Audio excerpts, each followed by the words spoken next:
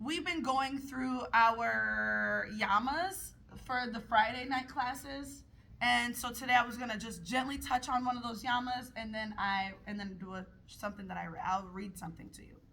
So the third yama, the yamas are like principles that you practice, or yeah, I'll say principles. You might say principles or observances or restraints, something like that. Those might be the words you will hear when you hear about the yamas. So the third one is Asteya, which means non-stealing.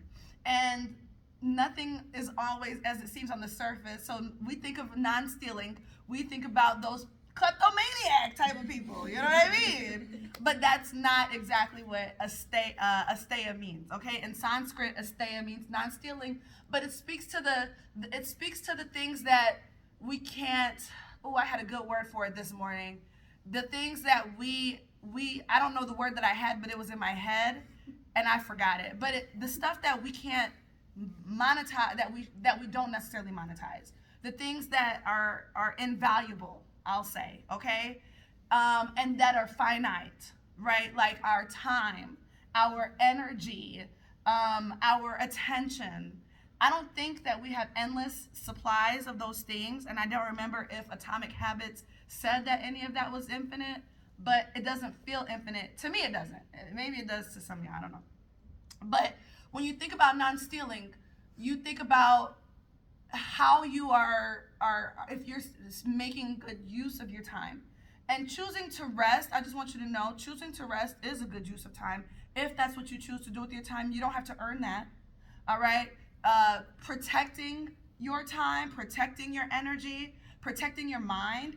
Those are things you might protect from an influence or something or someone or somewhere that feels like it's robbing you, making you feel drained, making you feel like you're down about yourself or doubting yourself or second guessing yourself or your decisions.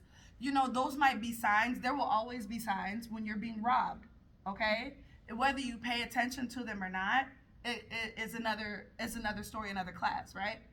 But another way of stealing might be procrastination.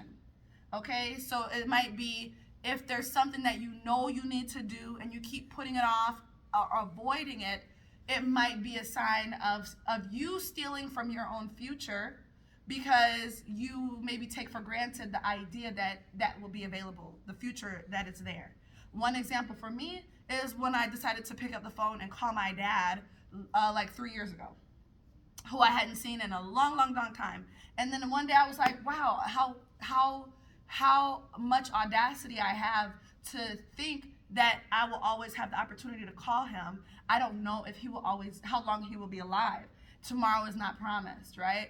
And there's a story in one of the books that I was reading about non-stealing Asteya, where a bride decided not to marry a groom because she found out that he had been unfaithful, and she said, well, he's making his decisions to steal away from our future together, right? So she was like, so I can't be with the man who will steal from me like that. And it doesn't have to be the bridegroom. It could be any type of relationship dynamic, but that was the one I read in the book. Okay, it might not always be obvious, so it's something like, as a practice of self-love, self-care, that you practice that paying attention. Okay, so with that said, I'm going to read this that I wrote to you all. I didn't write it. I'm sorry, I didn't write it to y'all, but I'm going to read it to y'all. This piece that I wrote, it's like a 3-minute piece, and it is called Attention Will You Pay? Now, truthfully, I have not read this in front of anyone before. I wrote it, and I'm supposed to perform it later this afternoon, so y'all are getting like the raw reading of it, okay? And it's about that type of avoidance and whatnot. Anyway, I'll let the piece speak for itself. Attention, will you pay?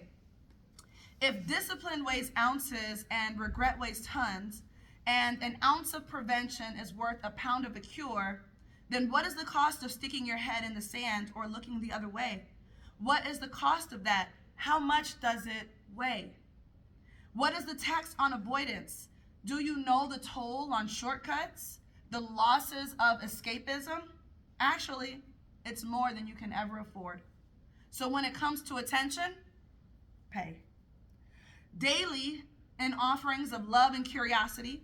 Monthly, reconcile the ledger of quality time spent. Quarterly, investments in action, advocacy, and activism.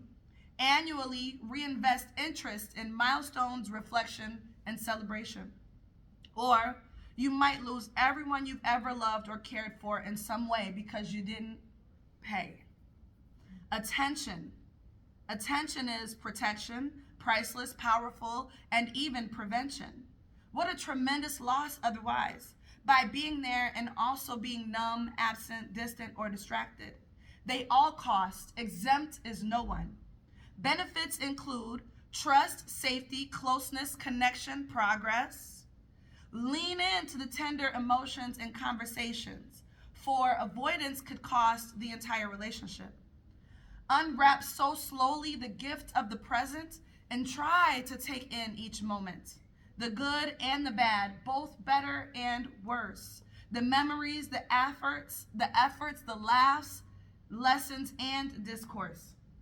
Refuse to let comparison rob you of your joy.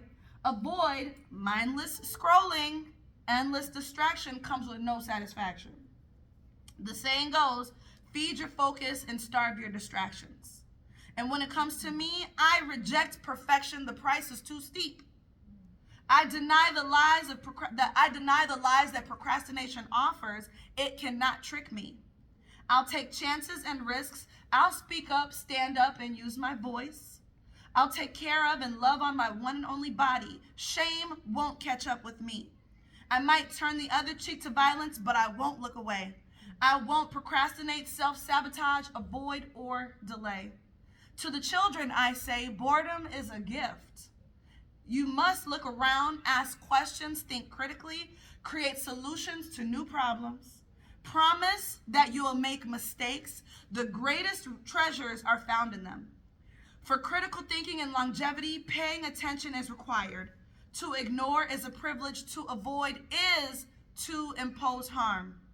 Paying attention is the richest thing you can do. Because if you don't pay attention, the poorest person will be you. Okay? So that's that. Attention will you pay. All right? So we take into consideration the attention and the practice of non-stealing.